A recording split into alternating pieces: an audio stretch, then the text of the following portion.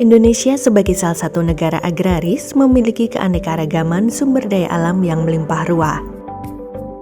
Sumber daya alam yang berasal dari perairan dan kelautan pun turut membantu pemerintah dalam meningkatkan kesejahteraan ekonomi masyarakat. Bahkan, lebih dari itu, hal yang terpenting adalah untuk memenuhi kebutuhan pangan dan gizi masyarakat.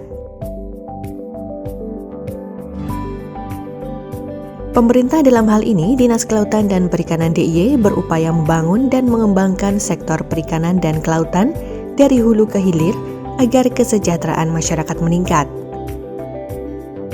Usaha tersebut meliputi pengembangan perikanan budidaya yang dimulai dari pembenihan hingga pemasaran, pengembangan hasil tangkapan hingga ke pasaran, bahkan mencakup pengolahan ikan yang berkualitas.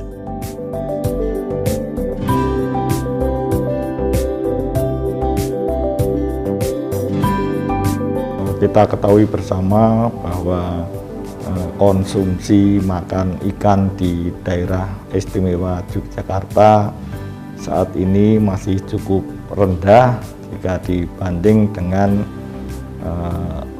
rata-rata nasional.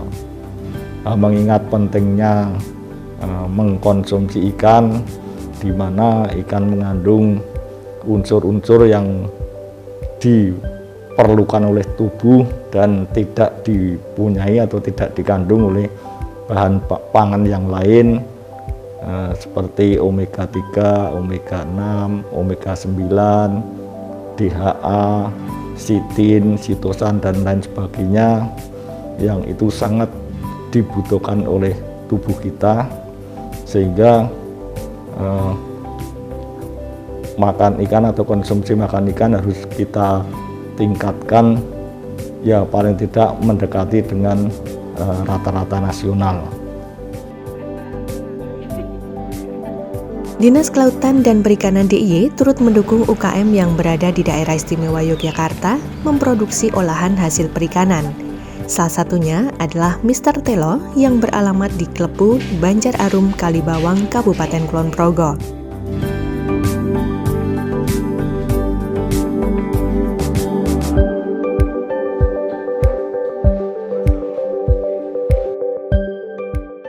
Sejak tahun 2019, Mr. Telo berinovasi membuat geblek dengan berbagai varian cita rasa antara lain geblek original, geblek tenggiri, dan geblek udang. Saya Clara Yanti Suryani, owner dari Mr. Telo.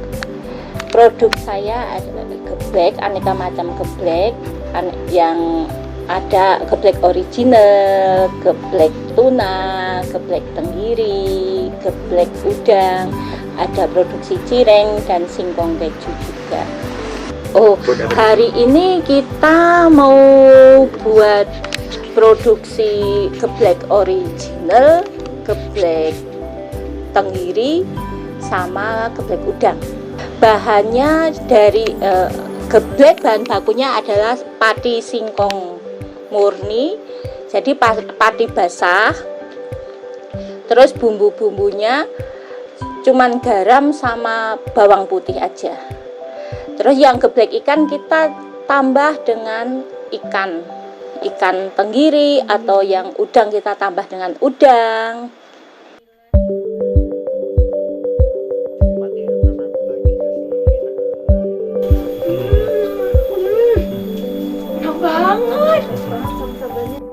Geblek sendiri adalah makanan tradisional yang terbuat dari pati singkong atau tepung tapioka berasal dari Kulon Progo. Geblek berbentuk seperti angka 8 berwarna putih bersih.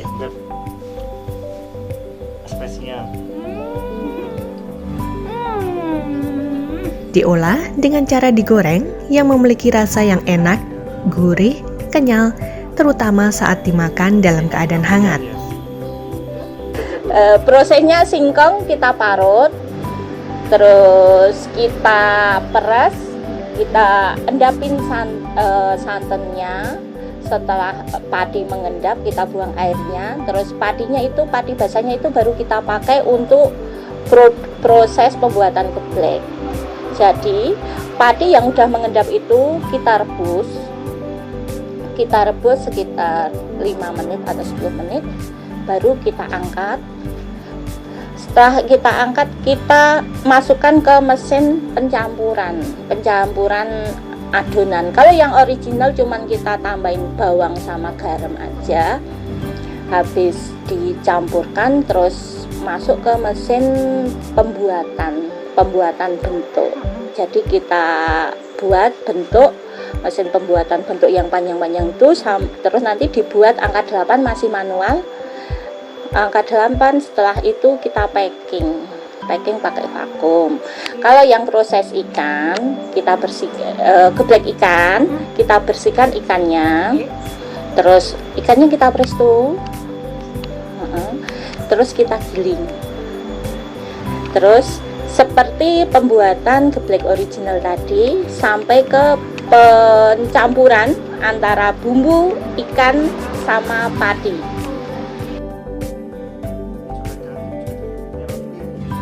Pada awalnya, Mr. Telo hanya memproduksi geblek original saja. Akan tetapi, seiring dengan keinginan untuk memanfaatkan hasil laut Kulon Progo yang melimpah, maka Mr. Telo juga membuat geblek rasa ikan. Clara Yanti Suryani selaku owner Mr. Telo menjelaskan, produk geblek buatannya berbahan baku pati singkong murni yang diendapkan, kemudian diberi bumbu. Untuk membuat geblek bercita rasa ikan, ia juga menambahkan udang maupun tenggiri. Membuat produk geblek tenggiri terbilang mudah. Pertama-tama adalah menyiapkan bahan baku berupa pati basah atau tepung tapioka basah. Singkong yang sudah bersih dan ditiris, kemudian diparut satu persatu.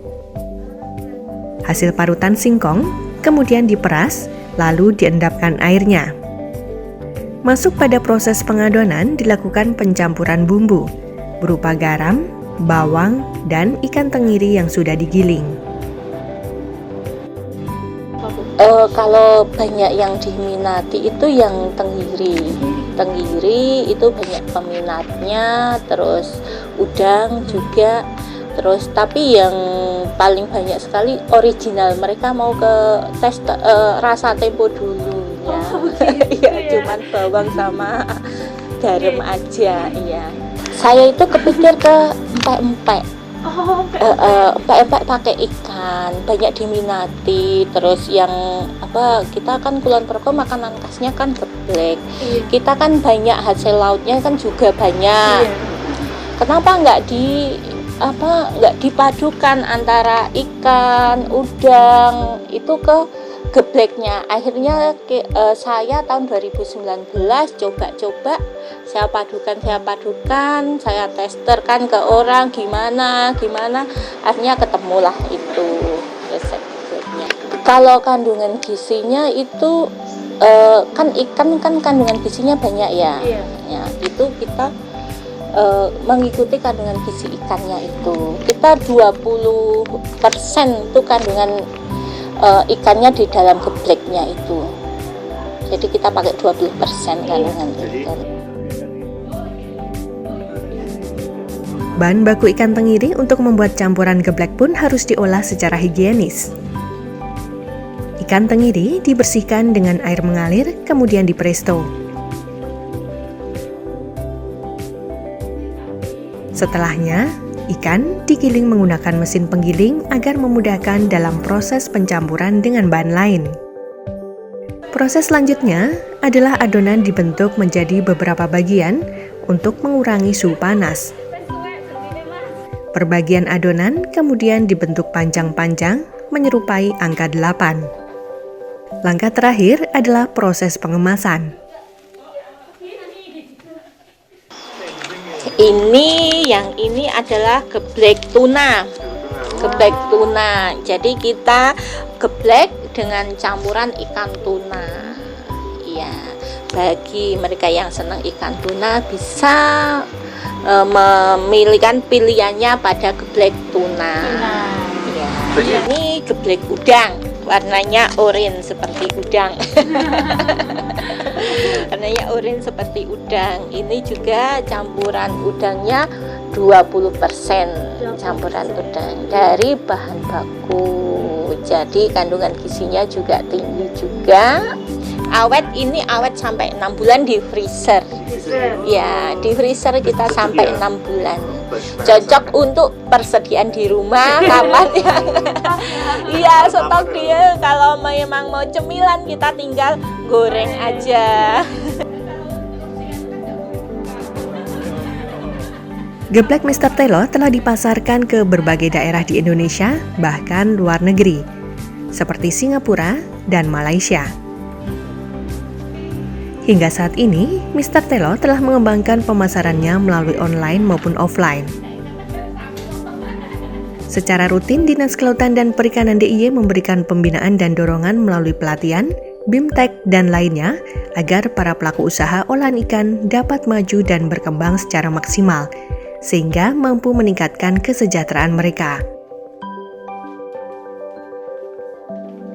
Terima kasih untuk Dinas Perikanan Kelautan DIY yang sudah membina Mr. Telo, dan terima kasih untuk bantuan rumah produksinya sehingga Mr. Telo bisa lebih maju lagi.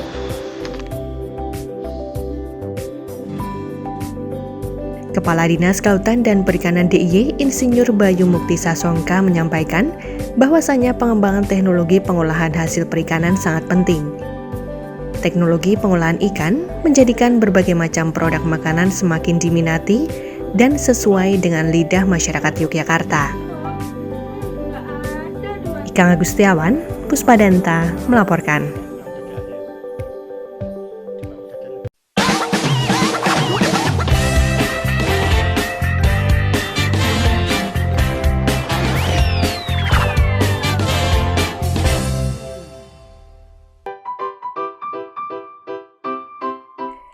Pengembangan teknologi pengolahan makanan sangat penting untuk meningkatkan konsumsi khususnya ikan. Dinas Kelautan dan Perikanan DIY juga mendukung produk usaha keripik rumput laut Tau Iki Ora. Tau Iki Ora merupakan brand produk camilan rumput laut berbahan baku rumput laut atau biasa disebut selada laut atau Ulva lactuva. Selada laut tersebut dimasak dan diproduksi secara higienis tanpa menggunakan bahan kimia seperti pewarna maupun pengawet makanan. Yuwono selaku owner Tau Iki Ora menjelaskan bahwa dirinya telah merintis usaha keripik rumput laut kurang lebih 3 tahun lalu dengan memanfaatkan hasil sumber daya alam berupa rumput laut di sepanjang pantai selatan, khususnya pantai di Gunung Kidul, Yogyakarta. Saya Yuwono, saya beralamat di Sapen, Gondokusuman, Yogyakarta. Saya mencoba merintis produk berbahan rumput laut lokal, jenis Ulva lactuva yang saya dapatkan dari pantai selatan, sementara saya ambil dari Gunung Kidul. Mengapa hal ini saya lakukan? Alasannya adalah hampir 15 tahun ini produk yang ada di pasaran itu adalah produk luar, bukan produk lokal. Justru membanjiri pasar di lokal. Dan keprihatinan ini yang membuat saya tergerak untuk mengolah olahan keripik berbahan rumput laut.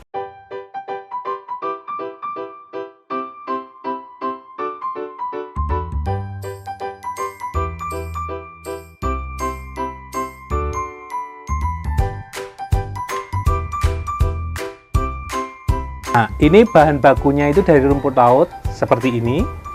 Jadi prosesnya ini kita akan menghilangkan pasir, daun, tautan, kotoran-kotoran. Kan di pantai itu kan ada banyak macam kotoran. Jadi ini kita rendam itu untuk mengembalikan posisi dia seperti semula. Jadi ini kering kayak begini, nanti kita bersihkan sekalian supaya pasir-pasirnya rontok. Nanti di sini juga akan ketemu ada ranting, ada cangkang, ada plastik, ya kotoran-kotoran yang ada di pantai, karena memang ini masih ada di sekitaran pantai tumbuhnya.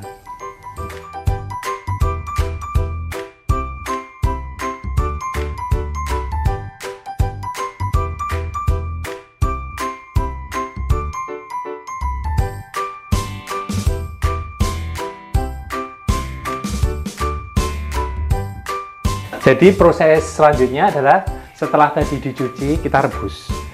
Perebusan ini adalah istilahnya diblansir. Itu kita ngerebus pakai garam dapur, garam krosok. Itu untuk menghilangkan rasa pahit dan getir, dan juga amis, untuk mengurangi. Nah, ini pencelupan ini tidak terlalu lama, di suhu 70-80 derajat, itu tidak terlalu lama, paling sekitar 1 menit 2 menit, itu langsung kita angkat. Sambil proses ini adalah kita menghilangkan pasir untuk yang kedua kali. Kalau tadi dicuci itu untuk menghilangkan pasir dan remak-remak dan tautannya, yang kedua ini nanti juga akan ada pasir di dasarnya. Jadi ini proses pembersihan yang kedua.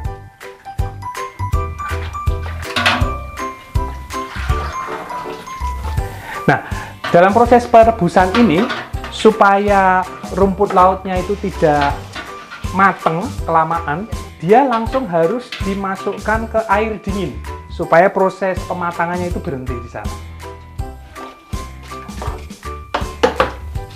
Nah, proses masuk air dingin lebih baik kalau ini benar-benar dingin karena supaya tidak mudah, apa ya bahasanya, tidak mudah rapuh, tidak lonyot itu bahasa Jawanya apa, tapi kalau tidak mudah rapuh itu.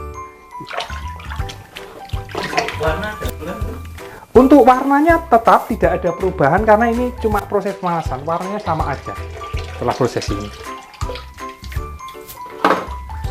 Akan kelihatan lebih licin teksturnya karena bedanya kalau misalnya belum direbus itu kesat, tapi kalau sudah direbus dia licin sehingga pasir-pasirnya akan mudah rontok.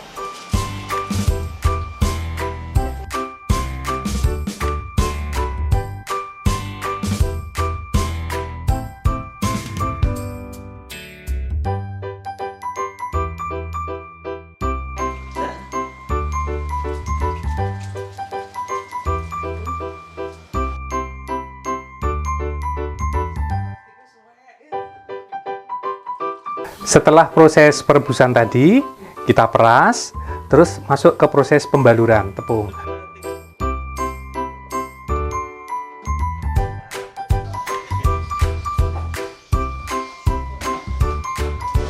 Proses pembaluran tepung ini kita cuma menggunakan tepung tapioka sama tepung beras. Sama sedikit bumbu, ada garam, ada bawang, supaya penyedap rasanya lebih nikmat nanti.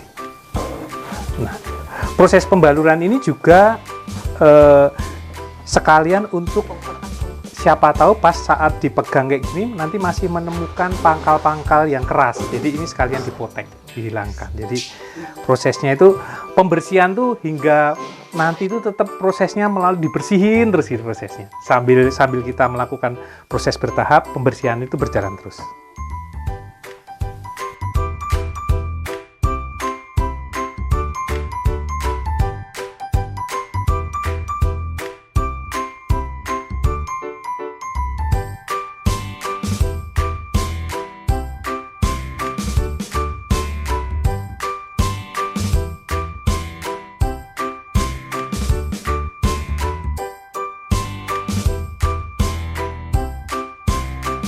Nah, proses berikutnya adalah mengangin-angin rumput laut yang sudah dibalur. Fungsinya untuk mengurangi kadar air.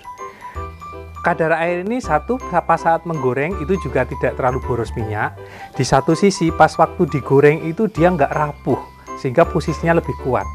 Jadi ada dua fungsi, dia membuat keripiknya itu semakin agak keriting, tidak terlalu, kalau keriting itu nanti akan lebih tahan lama. Tapi kalau model masih basah, itu langsung digoreng, nanti dia mudah rapuh. Mudah rapuh itu dan cepat amem, posisinya begitu. Jadi ini diangin-angin dulu, ya di posisi terik, supaya nanti udah kadar kekeringannya sudah mulai bisa digoreng. Proses pengeringan ini makan waktu, kalau udara terik, itu biasanya sekitar 3 jam, itu dibolak-balik aja, itu nanti akan nyusut. Toh nanti kalau misalnya kekeringan, misalnya terlalu kering, ada adonan yang basah dicampur aja nanti dia akan menyatu lagi sehingga prosesnya akan sama kelembabannya. Jadi kalau terlalu kekeringan banget campur aja sama yang basah nanti bisa.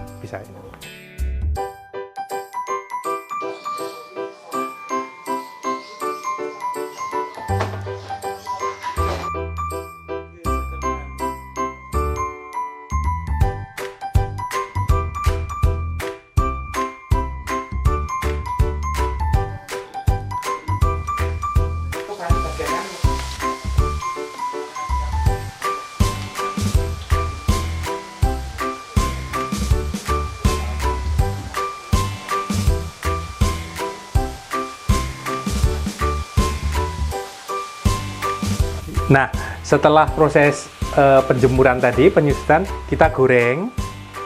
Goreng ini akan lebih mudah karena pas di saat dimasukin ke wajan, ke penggorengan dia akan cepat kering. Jadi tidak perlu lama. Tetapi kalau prosesnya rumput lautnya tadi masih basah, belum lewat penjemuran, itu nanti pas waktu kita goreng dia akan ngempel, akan gumpal. Nggak mudah kering karena pinggirannya masih basah. Tujuannya penyusutan tadi supaya pas waktu goreng itu langsung cepat kering. Setelah habis digoreng, nanti masukin spinner langsung. Karena pas di suhu panas, itu ngibasin minyak itu akan lebih cepat lepas daripada posisi dingin.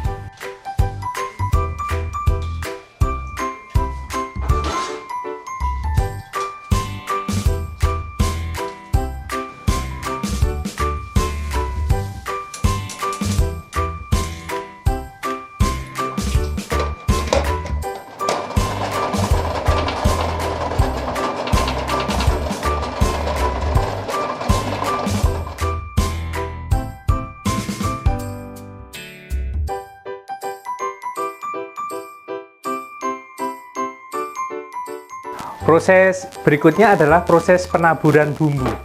Bumbu tabur ini sebagai topping, sehingga nanti ada varian rasa original ataupun rasa pedas.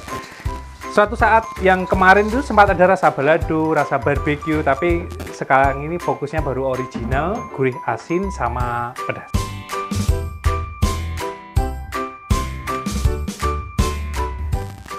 Bumbu proses penaburannya seperti ini. Jadi sementara saat ini masih memakai bumbu tabur yang ada di pasaran.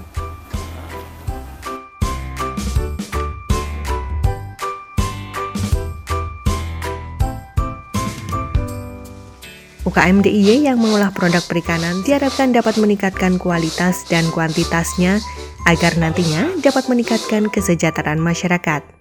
Karena dengan mengkonsumsi ikan dapat meningkatkan kecerdasan sehingga berdampak juga bagi peningkatan taraf hidup dan kesejahteraan masyarakat.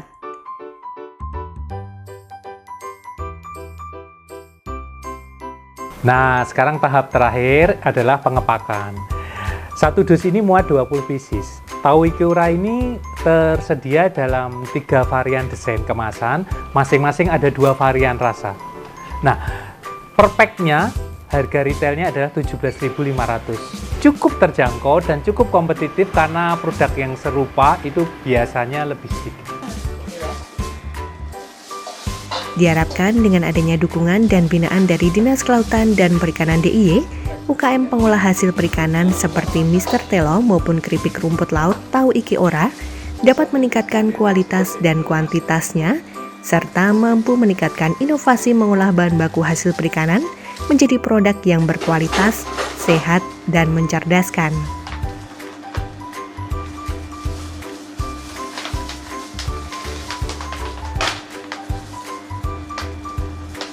Yang kita harapkan nanti konsumsi makan ikan akan meningkat dengan menggunakan atau melalui peningkatan pemahaman manfaat makan ikan. Jadi apabila nanti kita paham manfaat kenapa harus mengkonsumsi ikan, kepentingannya bagi tubuh, sehingga nanti konsumsi makan ikan di daerah istimewa Yogyakarta akan naik. Di samping itu juga dengan mengkonsumsi ikan yang cukup, otomatis nanti stunting yang ada di daerah istimewa Yogyakarta akan menurun dan generasi muda kita menjadi generasi yang sehat, cerdas, dan kuat. Ikang Agustiawan, Puspadanta melaporkan.